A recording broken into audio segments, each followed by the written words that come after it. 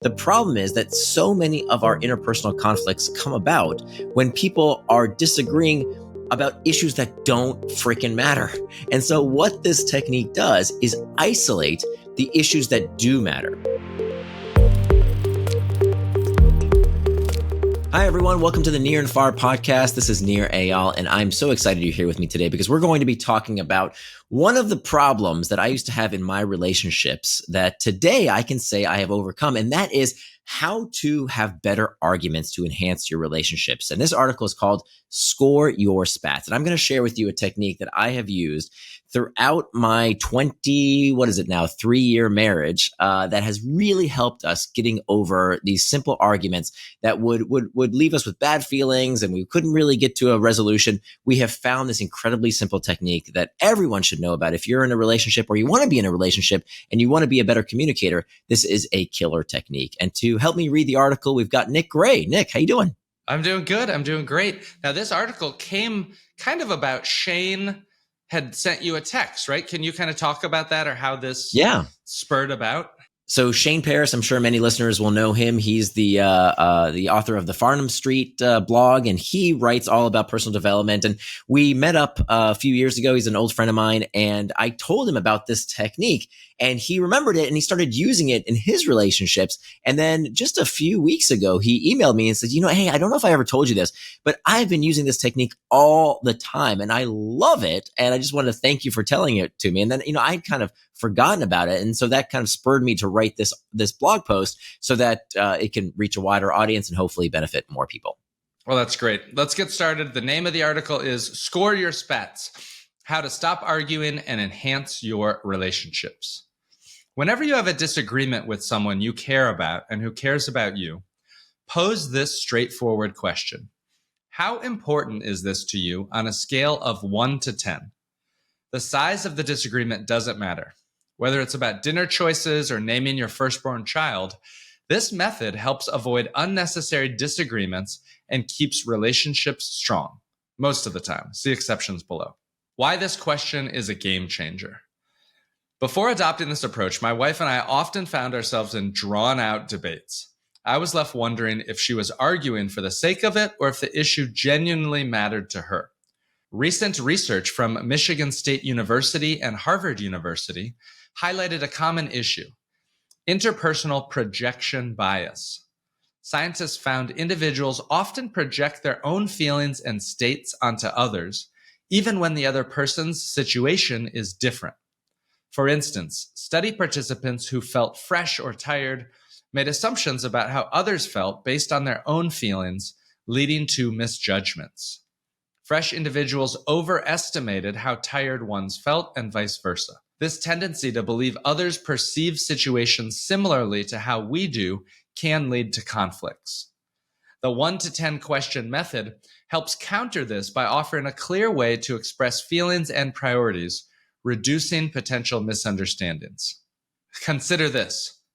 When my wife and I moved into our home, we had different ideas about how things should look.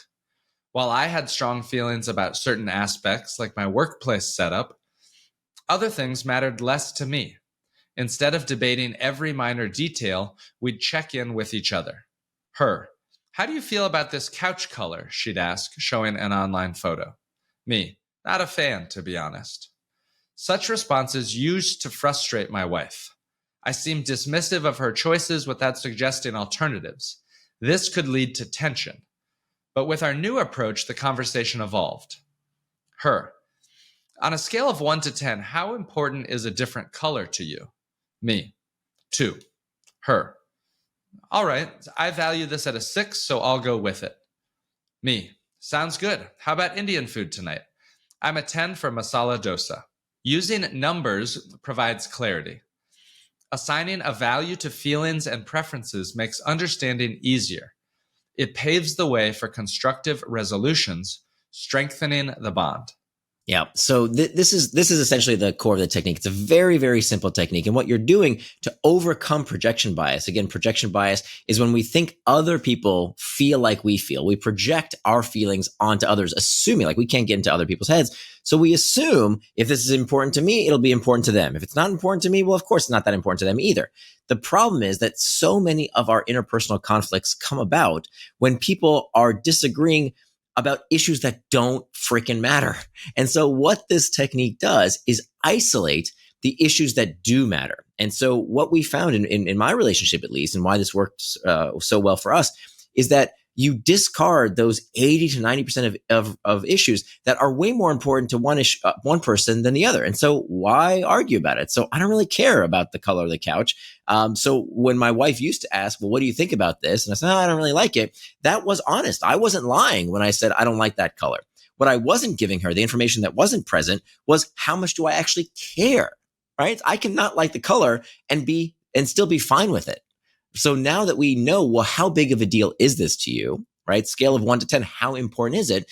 We let the other person or yourself have their way in a sense on the stuff that really matters, that where there's a big gap. And we'll talk about some of the details here, right? Like what happens if two people have the same number, or what happens if there's a small gap between the two. We'll get to it right away, and why this isn't always appropriate for every single relationship. But for many times, I would say 80, 90% of the time that we've used this technique, it solves the conflict right away, because you immediately discover that either both people think the issue is not that important, or one person thinks it's important, one person thinks it's not, and you just go with the person's opinion who thinks it's very important. It's nice. I'm excited to use this question. How important is this to you on a scale of 1 to 10? The next section is called the potential for misuse and trust. This method shines in close relationships, but isn't universal. For instance, during a zero-sum negotiation like selling a house, it's not the right tool. It best suits lasting relationships, spouses, children, close friends, or long-term business associates. Like any strategy, there's potential for misuse. One might exaggerate their feelings. This is a risk, but also a litmus test. Interestingly, animals exhibit similar behaviors. Dogs, for instance, expose their vulnerable underbellies during play. Any dog causing real harm gets ostracized. The 1 to 10 question not only resolves disputes, but also offers insights into a person's commitment to the relationship. At its core, this method fosters introspection and validation. Asking someone to quantify their feelings prompts self-reflection. Conversely, posing the question acknowledges the validity of their feelings. But what if both parties feel strongly? If there's a difference of 3 or more points, the one feeling stronger usually decides. If both rate 8 or higher, it calls for a deeper discussion. Thankfully, such instances are rare. My wife and I don't use this method daily. Sometimes weeks pass without mention in it. Over the years, however, our bond has strengthened, turning arguments into productive conversations. We don't always feel the need to talk things out. Often, I gauge the importance of an issue before discussing it with my wife. If it's not significant, I let it go, knowing she does the same. Misunderstandings in relationships are common. Tools like the 1 to 10 question are invaluable, anchoring our interactions in mutual respect and understanding. Sometimes a simple question can be the bridge to deeper relationships. The question, how important is this to you on a scale of 1 to 10, can clear away confusion and bring people closer together. Yeah. So that's the crux of the technique. And like I said, there are some caveats, right? I would not use this technique in a negotiation that's a one-time thing. So for example, if you're selling a house or selling your business, if that's a one-time interaction where it is zero sum, like if I sell my house for more money, that means that you have to pay more, so you get less. That's not the right place for this type of technique. This is a technique to use for long-term relationships. So not only do I use this technique with my wife, probably that's the most frequent, and with my daughter, I have used this in business relationships where it's a business partner who I want to do long-term business with. And it becomes a really, really good litmus test. I remember when I was in business school, one of my professors, Andy Ratcliffe, said that one of the ways that you want to test whether someone's going to be a good business partner is that you want to give them the gun and see if they shoot you in the back, right? Figuratively, of course. You want to give them the opportunity to screw you. You want to give them the opportunity to see if they think zero sum. Zero sum meaning if I get more, you get less. If you get less, I get more. That's not the kind of person you want to do business with. That's not the kind of person you want to have a friendship with even. You want to be friends with, you want to do business with people who believe in non-zero sum, meaning if I do better, you do better. If you do better, I do better. We call this in economics overlapping utility functions. And so as nerdy as that sounds, thinking about the relationships in your life as overlapping utility functions, meaning if my wife, Julie, is doing better, right? If things are going great for her, I do better. As her husband, I'm happier that she's happier. That's an overlapping utility function. And so that overlapping utility function is something we also want to do in our business relationships, right? Like when I was at my last company, we had 4 co-founders and we had this very, very tight bond.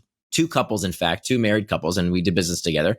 And we genuinely wanted each other to do better. And we're still business partners today. Actually, Julie and I invested in their company called Marco Polo because we just love the heck out of them. We have so much trust. We have so much respect. We have so much mutual admiration. We have these overlapping utility functions because we want them to succeed. Well, we have that relationship because we've been time tested to know that even when they had the opportunity to screw us, even when they had the opportunity to get more and us get less, they didn't take that opportunity. We gave them the opportunity to shoot us in the back, and they never did. They, in fact, did the opposite. They said, no, you take more, you take more. And that's what this 1 to 10 rule does. If you are even early in a relationship, let's say you're dating somebody, and you want to see, is this someone who has a zero-sum mindset or a non-zero-sum mindset? You give them the opportunity. You tell them, hey, I read this great article. Why don't you read it as well? It's about the 0 to 10 rule. On a scale of 1 to 10, how important is this to you? Well, if the person is a good person, if they're the kind of person you want to build a long-term relationship with, there'll be fluctuations, right? Sometimes there'll be a 0, sometimes there'll be a 9, sometimes there'll be a 2. If the person, on the other hand, if every issue to them is a 9, well, then that's not really the kind of person you want to have a long-term relationship with, because they don't understand that sometimes there's a give and take in a relationship, right? That sometimes not everything can be super important all the time. So that's a good test. Do they screw you over by saying, oh, everything's a 9 for me, that means I always have to get my way? No, that's probably not the kind of person you want a long-term relationship with. But this 1 to 10 rule can really help establish what type of mindset that other person has and sustain throughout the relationship. Again, Julie and I don't use this technique every single day, but every once in a while, when it comes up to something that otherwise would have led to a big discussion and big conversation, just this simple, hey, how important is this to you on a scale of 1 to 10? 90% of the time, we figure out one person is more than 3 numbers away, go with what they want. Again, if it is something that both of us are close together, okay, or especially if it's very rarely something that both of us think is an 8 plus, then we sit down and we say, okay, let's have one of those standard, we need to talk type conversations. Well, one of the hardest things to talk about in a relationship can be money. And if you liked this episode, you may enjoy the other Near and Far podcast called Money Buddies. Don't go it alone with your wallet. We recorded that last year in May.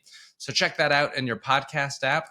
Near also has 2 other articles that are related to this one. One is called How to Listen Like You Mean It. And the other is Why Values in a Relationship Are What Make It Last or Not. You can find those on Near's website at www.nearandfar.com. Well, you're listening to Near and Far Business, Behavior, and the Brain. Near blogs at that Near and Far website I mentioned, but he also has a weekly newsletter filled with science-backed strategies for designing healthy habits that your customers will love. Sign up for his free newsletter at www.nearandfar.com.